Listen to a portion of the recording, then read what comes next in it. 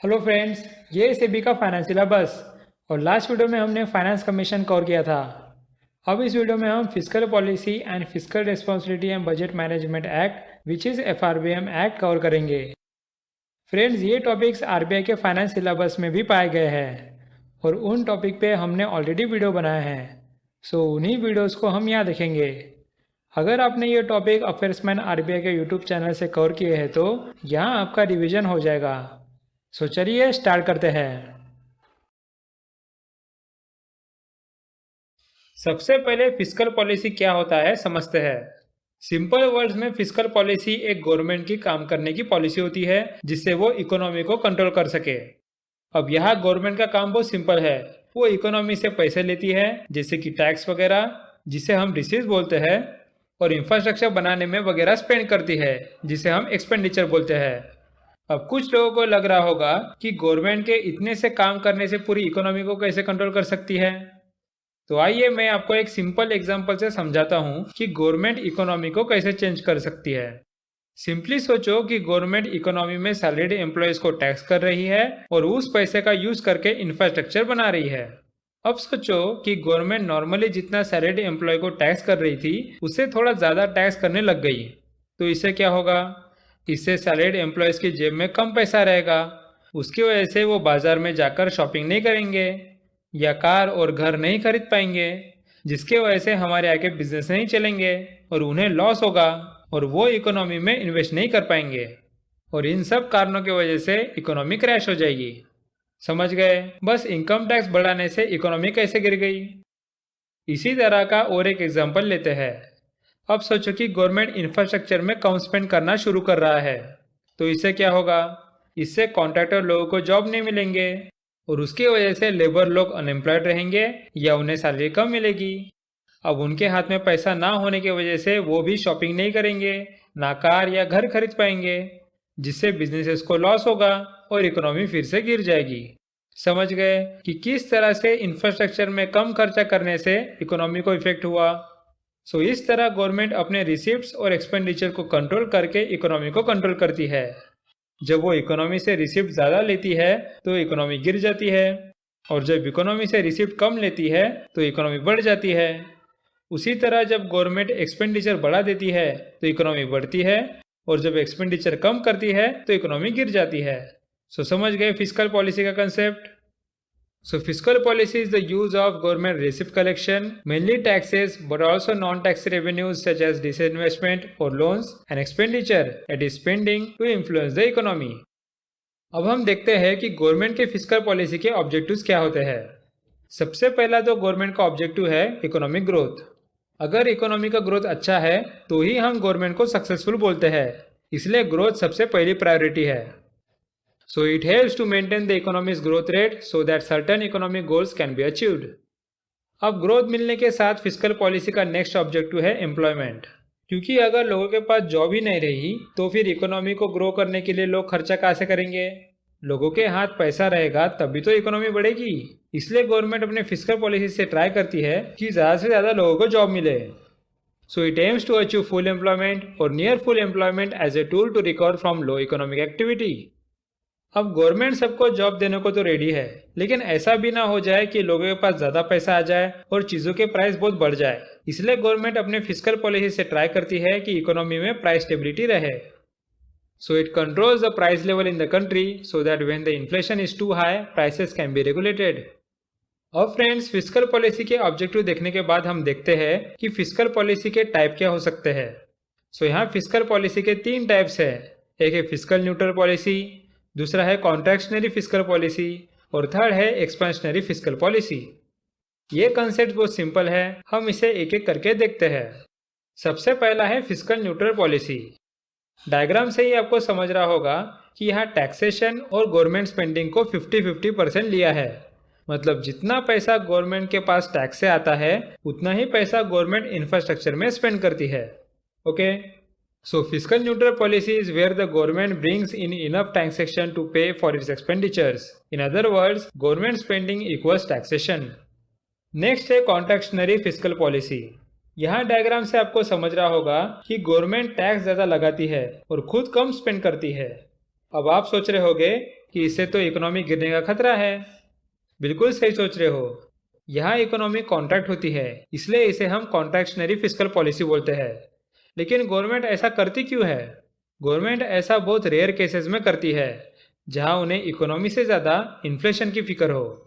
जब इन्फ्लेशन हद से ज़्यादा बढ़ जाता है, तब गवर्नमेंट कॉन्ट्रैक्शनरी फिस्कल पॉलिसी का यूज़ करती है। देखो, जब लोगों को ज़्यादा टैक्स देना पड़ता है, तो लोगों के पास स्पेंड करने के लिए पैसा नहीं रहता। उसकी वजह से मार्केट में डिमांड कम होती है, और डिमांड कम होने की वजह से इन्फ्लेशन भी कम हो जाता है। तो इस तरह गवर्नमेंट कॉन्ट्रैक्शनरी फिस्कल पॉलिसी का यूज़ करके इन्फ्लेशन को कम करता है। So contractionary fiscal policy is where government collects more in taxes than it spends. In turn, this reduces aggregate demand, which may seem like a bad thing, but it helps to reduce inflation.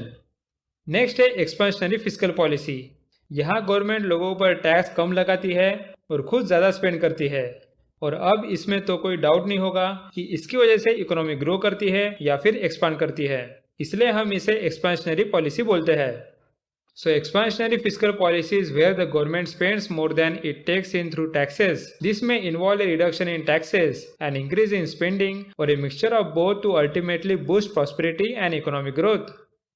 लेकिन friends, यहाँ एक सोचने वाली बात यह है कि अगर गवर्नमेंट लोगों से टैक्स कम ले रही है, फिर उसके पास इकोनॉमी में स्पेंड करने के लिए पैसा कहाँ से आ रहा है? तो यहाँ ये बात समझ लो कि गवर्नमेंट को पैसा बस टैक्स से ही नहीं आता। वो इकोनॉमी को ग्रो करने के लिए इंटरनेशनल ऑर्गेनाइजेशन या फिर आरबीआई से लोन लेती है, या फिर आरबीआई से कहकर ज़्यादा पैसा प्रिंट करवाती है। सो इस कंसेप्ट को हम बोलते हैं डेफिसिट फाइनेंसिंग। ये टर्म याद रखो। So sometimes the government fails to mobilize adequate resources. In this situation, the government uses the option of deficit financing. If the option of the deficit financing is not utilized, the government ends up compromising on growth targets. Government does deficit financing by borrowing and minting new currency. अब friends, अगर government अपने हिसाब से कभी कितना भी loan ले सकती है और जब चाहे तब आरबीआई से करेंसी प्रिंट करवा सकती है, तो ऐसा हो सकता है क्या कि गवर्नमेंट इकोनॉमी को ग्रो करने के लिए हद से ज़्यादा लोन ले रहा है या फिर हद से ज़्यादा करेंसी प्रिंट कर रहा है? ऐसा हो सकता है, लेकिन ऐसा करने से कुछ प्रॉब्लम्स आते हैं।